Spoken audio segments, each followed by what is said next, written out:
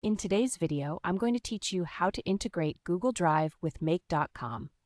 If you find this useful, consider subscribing and liking the video.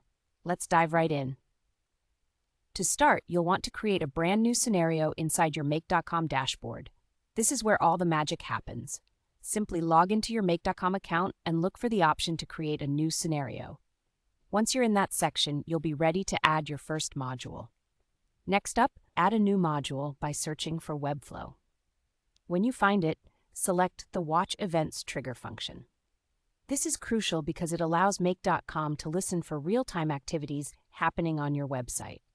Just think of it as having your ear to the ground, always ready to catch new information as soon as it arrives.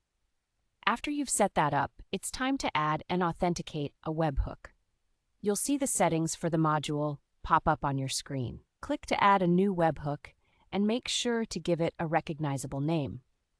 This is important as it helps you remember what this webhook is all about when you look at your setups later. To continue, ensure you are already logged into your Webflow account in another browser tab.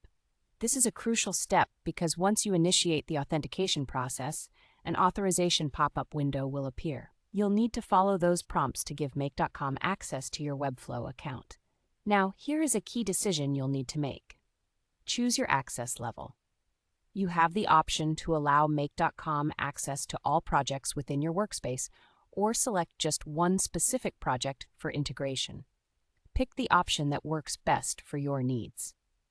Once you've granted access, Make.com will automatically pull in all the websites associated with your Webflow workspace. This makes it super easy for you to select which website you want to track. Go ahead and click on the specific site that you want to integrate. Next up, we need to specify the kind of activities we're interested in.